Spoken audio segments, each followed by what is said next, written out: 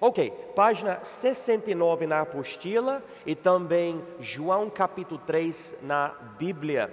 Aqui em João 3, eu gostaria de ler versículo 21, Jesus falando, dando uma boa mensagem para o Nicodemos. Ele diz o seguinte para ele: mas quem pratica a verdade vem para a luz, a fim de que as suas obras sejam manifestas, porque são feitas em Deus. Quando os reformadores protestaram a Igreja Católica, eles falaram: vamos voltar para a Bíblia e discernir a fé cristã pela Bíblia, ao invés de depender de ensinos e da lógica da Igreja Católica. E isso criou um movimento. Só com isso o que aconteceu?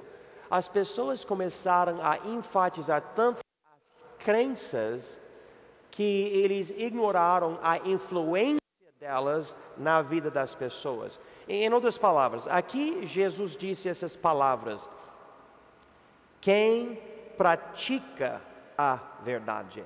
Então, o povo chegou ao ponto de dizer: você crê nisso? Creio. Beleza, vamos viver a nossa vida agora.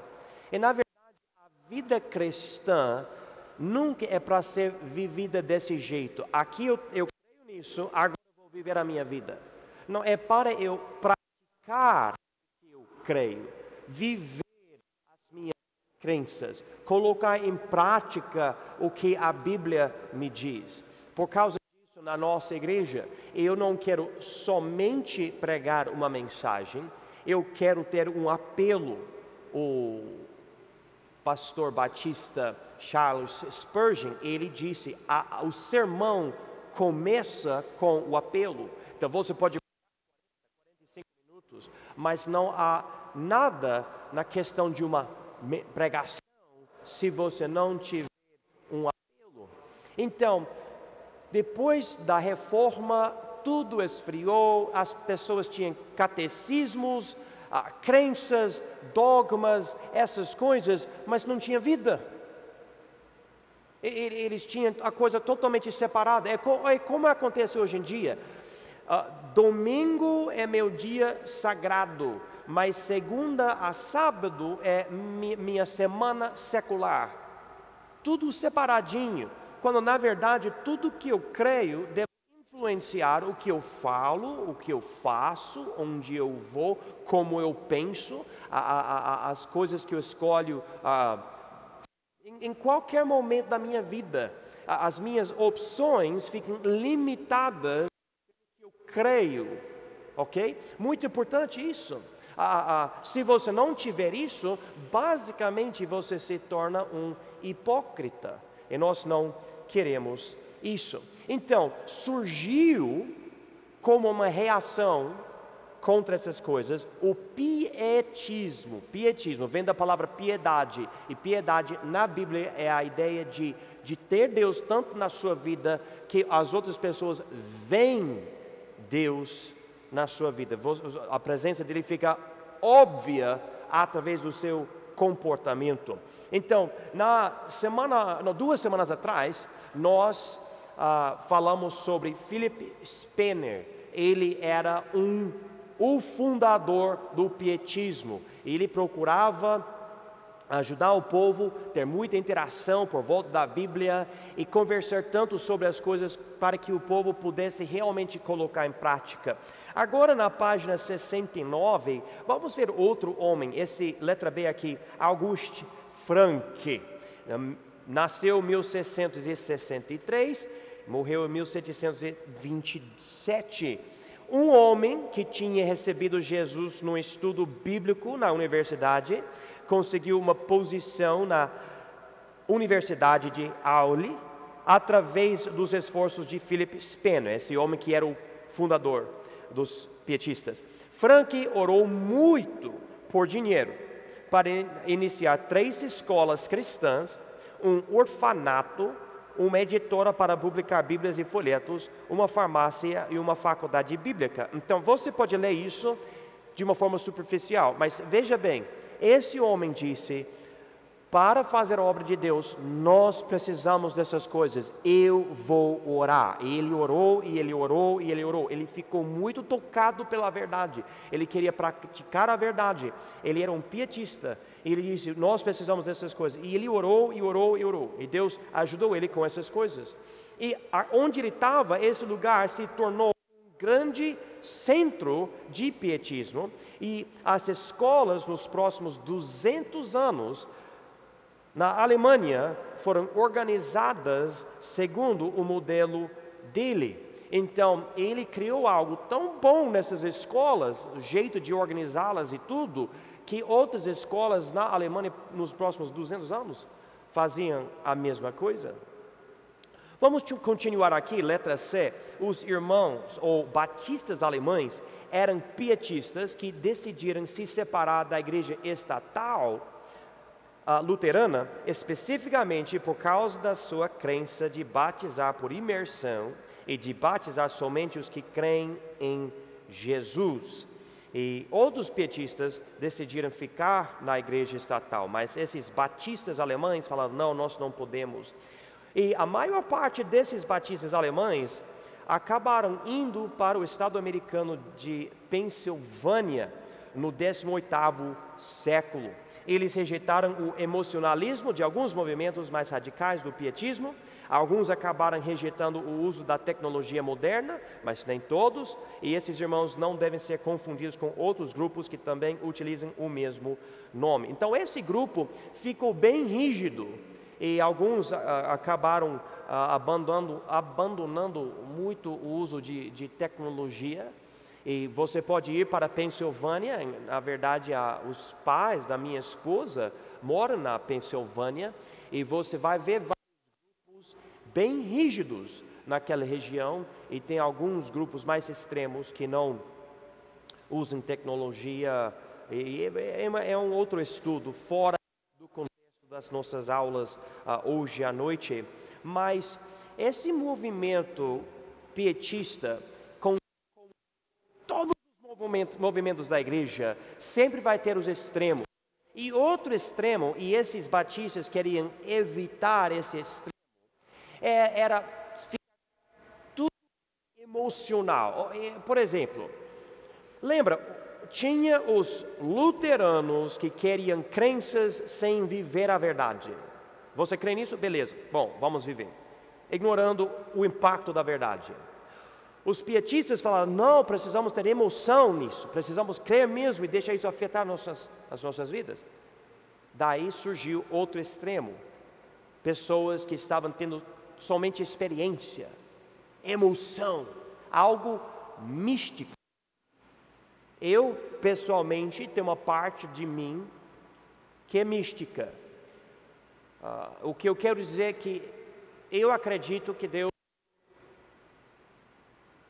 pode fazer milagres, que Ele pode querer me mostrar algo de uma certa forma.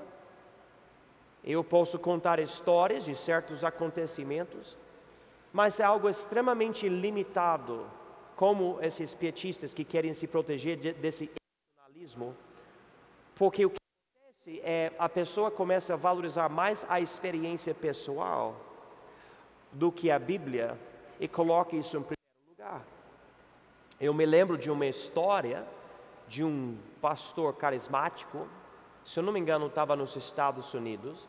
Ele ficou empolgado falando sobre as novas revelações e tudo, algo bem semelhante a esse extremo que nós estamos notando aqui. E no palco ele levantou a Bíblia e ele falou: nós não precisamos mais desse livro antigo, nós temos nova revelação. E ele jogou a Bíblia durante a pregação,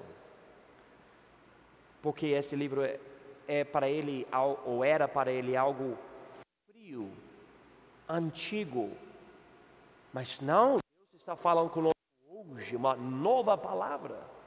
E sempre então nós precisamos lutar com cada boa coisa que vem, sempre haverá algo que vai ser extremo. Nós precisamos sempre nos proteger e falar: ok, tá bom, eu vejo essa necessidade, vou incluir isso na minha vida, porque a Bíblia fala tal coisa, só que preciso me proteger.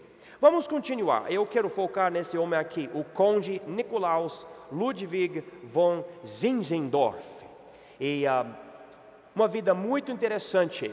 E ele ajudou os morávios. Esse Zinzendorf, conde Zinzendorf, nasceu em 1700 e morreu em 1760. Uma pessoa muito importante. Quem já ouviu falar esse nome Zinzendorf? Você pode levantar a mão? Ok, então, nem todo mundo, mas realmente uma pessoa muito importante. Então vamos ler umas coisas aqui na nossa apostila aqui. Zinzendorf, um nobre alemão muito influente na Europa, nasceu na Europa Central, na cidade alemã de Dresden. Ele, número 1, foi usado por Deus para iniciar o movimento de missões modernas. E número 2, deu abrigo e organização a vários refugiados cristãos, os morávios, que queriam escapar à perseguição da Igreja Católica. Então, note que, número 2, ele foi usado por Deus para iniciar o movimento de missões modernas. Não era somente ele tinha os morávios, mas quando você pensa sobre missionários indo de um lugar para outro, transculturais, esses missionários transculturais, essa ideia principalmente surgiu por causa da influência desse homem com os morávios. Então, nós devemos lembrar do nome dele. Lembra? 1700 a 1760. O padrinho dele era o próprio Philipp Spener, o fundador luterano do pietismo. Nós falamos sobre ele 2 semanas atrás. Além dessa influência, Zinzendorf também estudou por 6 anos na escola do pietista August Frank, que nós acabamos de estudar. Então, um homem rico, um homem de uma família de nobres e tudo, e ele mesmo nasceu ali e também tinha essa influência grandona de pietistas. E esse homem, Zinzendorf, ele era interessante, porque sabe como quando você é criança, você quer bagunçar pelo menos um pouquinho, né? Você não escuta tudo que os seus pais falam e tudo. Zinzendorf, ele tinha uma atitude bem diferente. Em 1704, Zinzendorf se dedicou a ser um servo do Senhor Jesus com 4 anos de idade, já querendo viver diferente, seguir a Deus.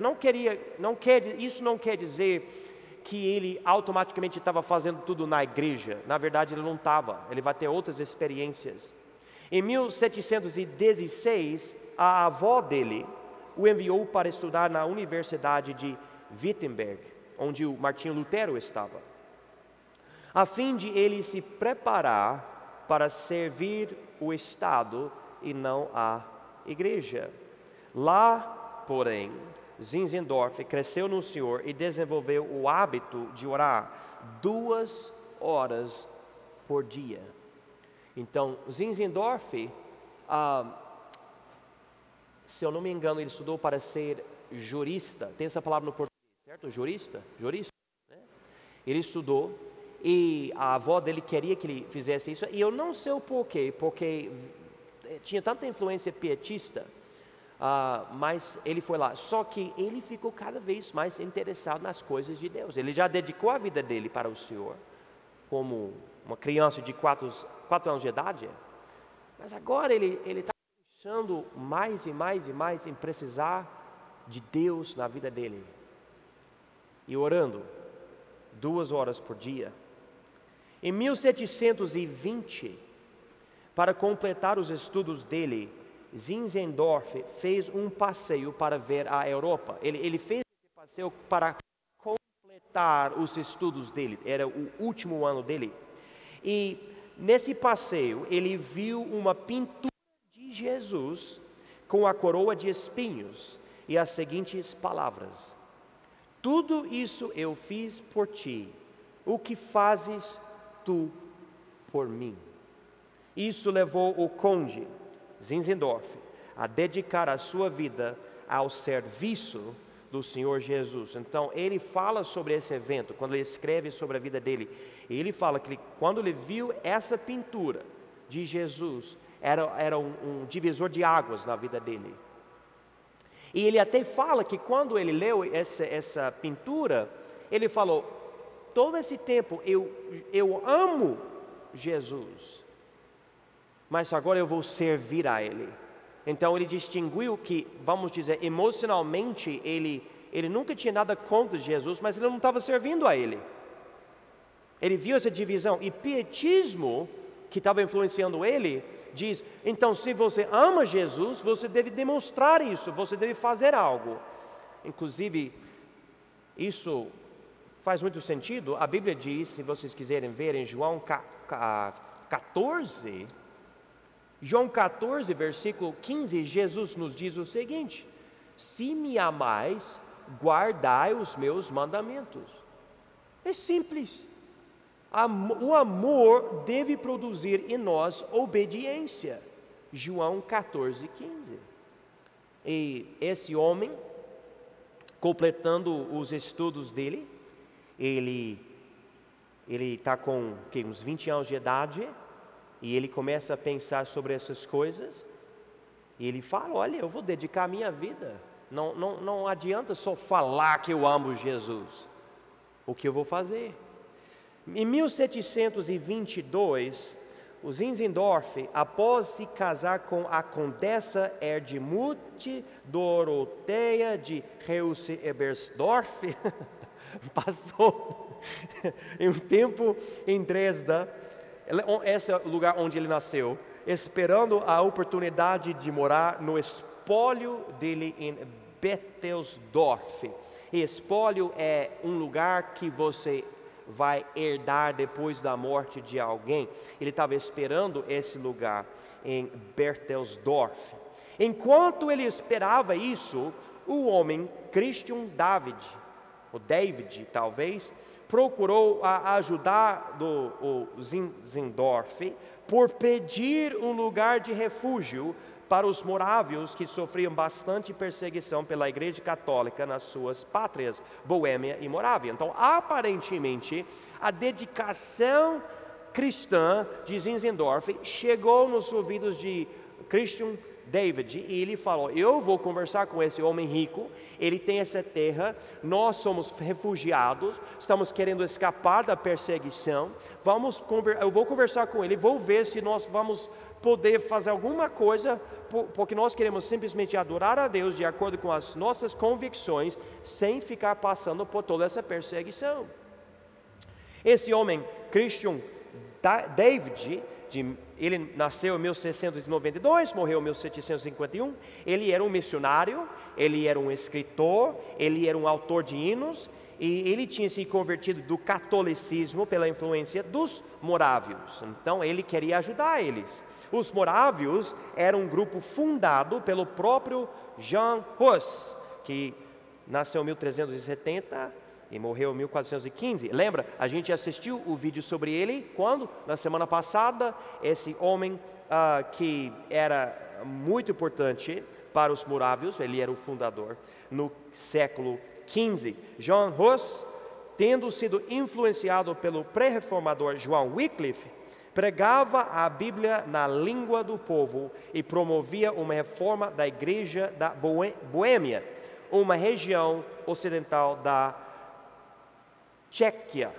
certo? Falei certo? Isso provocou a Igreja Católica, porque era uma reforma contra o controle dela sobre a fé dos de lá.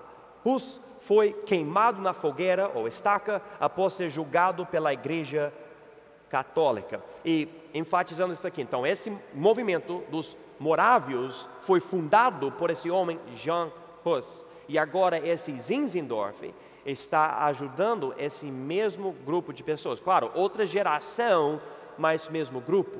E esse grupo, nasceu dentro de perseguição. Jan Hus, por exemplo, ele morreu na estaca porque ele, pela pregação dele, ameaçava o controle da Igreja Católica. E eles não gostavam disso, não deram para ele nem chance de se explicar e acabaram matando ele. Os seguidores de Hus se dividiram em dois grupos, os taboritas e os utraquistas. Desses dois grupos, os taboritas eram os mais radicais, querendo eliminar tudo que foi ensinado pela igreja que não se encontrava na Bíblia. Um grupo de taboritas se formou e se chamou de Unitas Fratrum, irmãos de unidade, ou irmãos morávios, em 1450. Então, tudo isso antes do nascimento de Zinzendorf. Esses morávios, ao ser perseguidos, foram permitidos estabelecer uma vila no espólio de Zinzendorf, que eles chamaram de Herrnhut. Então, só para a gente entender, John Hus fundou esse grupo, morreu. Passou umas gerações, Zinzendorf nasce, se dedica a Deus, e Christian David, ele vai para ele e fala, olha, tem esse grupo de morávios, também dedicados à palavra de Deus, mas estão sofrendo, por favor, nos ajude, a gente precisa de ajuda. Ele fala, eu vou ajudar.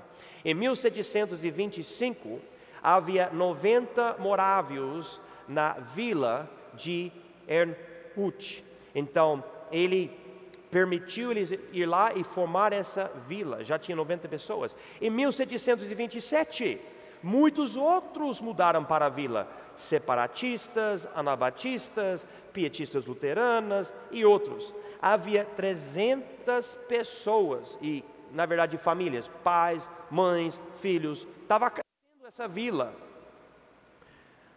Pela diversidade de crenças, havia muitas discussões e a situação ficou tão feia que alguns chamaram até o conde Zinzendorf da besta de Apocalipse. E vocês podem imaginar, você fica extremamente fervoroso na sua crença, de tal forma que você aguenta perseguição, e quando você vai para seu lugar, sem perseguição, essa vila, agora é a hora de praticar mesmo a sua fé. E daí você é anabatista, outra coisa, e chega outros grupos. Pelo que eu entendi, no dia de domingo, cada grupo tinha seu culto em um prédio diferente, e tinha pessoas brigando tanto que pessoas foram para a porta dos outros cultos, gritando, ei, você está pregando falsidade, é falsa doutrina. A coisa ficou feia, pessoas estavam brigando dentro da vila. E todas essas pessoas foram lá para ter liberdade religiosa, e agora deu essa briga. E eu não sei o porquê, mas eles até falaram mal do próprio Zinzendorf. E ele não passava tempo com essas pessoas, ele deu esse lugar. Mas quando a coisa ficou feia, ele falou, tá bom, eu vou lá. E provavelmente por causa do Espírito Santo de Deus na vida dele, e também por causa das coisas que ele aprendeu na universidade, ele sabia lidar com pessoas e ajudar as pessoas. Então, o próprio Zinzendorf foi lá para motivar o povo a manter união em Cristo. Esse momento é muito interessante. Uma tática dele era formar estatutos que obrigavam o povo a focar no que os uniam. Então, o pessoal chegou lá e precisou assinar esses estatutos, basicamente dizendo, nós não vamos brigar sobre diferenças, nós todos queremos que Jesus é Deus, o Filho de Deus, o Salvador do mundo, etc., que o mundo precisa dele. Então eles uniram nessas coisas. E quando isso aconteceu, havia uma celebração que experimentou avivamento.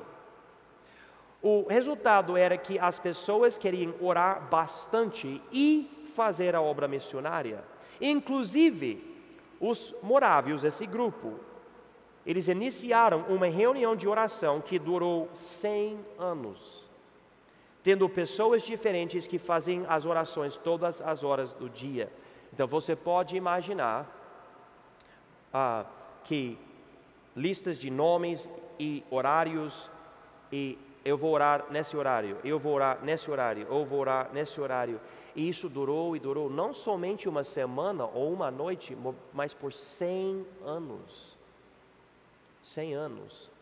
Esse povo também ficou extremamente dedicado. Os morávios eram o primeiro grupo que enxergava missões como uma responsabilidade da igreja inteira. Alguém me disse, eu preciso confirmar isso,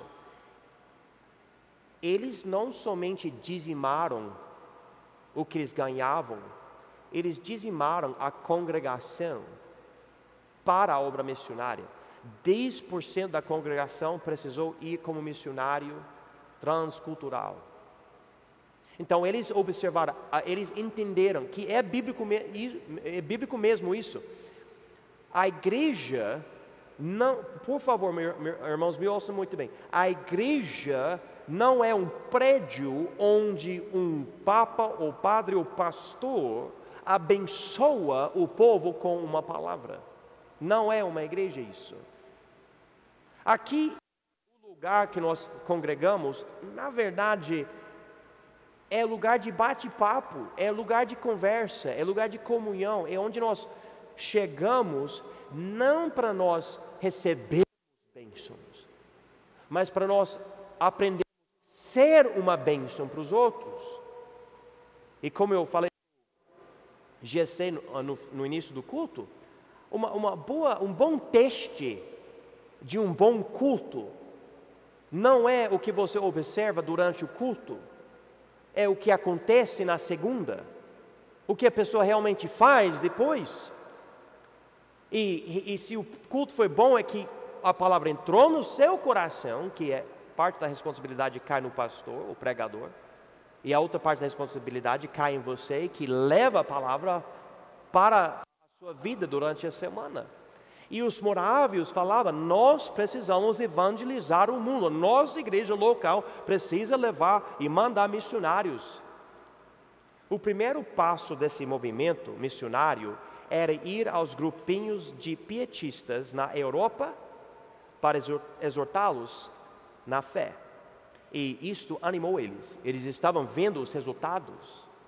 Eles foram para lugares na Europa, pessoas que estavam sofrendo, para animá-los, encorajá-los.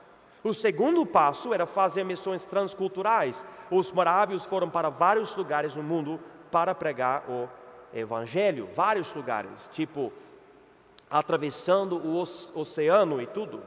Em 1731, Anthony Ulrich, um convertido e homem negro que veio da ilha de São Tomás, onde os negros não foram permitidos participar dos cultos da igreja, rogou o conde Zinzendorf enviar um missionário para a ilha. E pelo que eu entendi, esse Anthony Ulrich, ele chegou na Europa, ouviu o evangelho, creu em Jesus, foi transformado durante esse movimento, chegou a conhecer Zinzendorf, entendeu que eles tinham essa obra missionária e falou, por favor, na minha ilha tem gente lá que não pode nem saber de Jesus porque não pode ir para o culto, manda alguém como missionário para meu povo. Em 1732, Leonard Dober e David Nischmann, após serem tocados pelas palavras de Zinzendorf sobre o caso da ilha, eles foram para São Tomás. E isso iniciou o movimento moderno de missões. Vocês podem marcar isso daqui. 1732, esse movimento que existe até hoje, os historiadores falam que iniciou-se em 1732 com esses dois homens indo para essa ilha. Essa ilha tem um mapa, imagina América do Sul, Brasil aqui, e tem América Central e tem os Estados Unidos, e tem Flórida, certo? Então, Brasil aqui, Flórida aqui. E entre esses dois lugares tem o Golfo do México e tem o Atlântico, o Oceano Atlântico. Tem umas ilhas e São Tomás fica ali naquela região. Então, eles foram da Europa até aquela ilha. Em 1740, após os esforços desses dois homens, muitos tinham ido para outros lugares do mundo com o Evangelho de Cristo. Eles foram para as Ilhas Virgens, Groenlândia, Suriname, América do Norte, Costa de Ouro Britânica, que eu acho que é um nome antigo, é uma região da África, e África do Sul. Então, realmente, irmãos, sem ter exemplos como nós temos hoje, algo aconteceu nesse período da igreja chamado Filadélfia. Pessoas queriam levar o evangelho, queriam se sacrificar, indo de uma forma transcultural, onde tinha outra língua, outra cultura, outra cor, indo para povos pobres e sofridos, Esse movimento realmente, e vai ser muito impactante mesmo, mas uma grande bênção. Em 1760, o conde Zinzendorf faleceu, mas havia 226 missionários como o resultado da dedicação dele. A influência dos morávios. João Wesley, um fundador principal do metodismo, George Mueller, o fundador famoso de orfanatos na Inglaterra, e William Carey, o pai de missões modernas, foram influenciados fortemente pelos morávios. Os morávios existem até hoje. João Wesley, vocês sabem, ele percebeu, ele era evangelista, indo para os Estados Unidos, antes de ser nos Estados Unidos, ele foi lá para ganhar para Cristo os indígenas americanos, e ele percebeu, através da fé dos morávios, que ele não era convertido. Ele já estava no ministério, e percebeu isso, por causa da fé deles. George Mueller, ele só pela oração conseguiu fundar orfanato. É um milagre, vocês devem ler sobre a vida e ministério de George Mueller. E William Carey, muito interessante, homem de Deus, que Deus usou, e ele recebeu o título Pai de Missões Modernas. E Deus permitindo, nós vamos analisar mais essas vidas mais para frente, mas realmente nós precisamos reconhecer o valor na história da igreja que os morávios têm.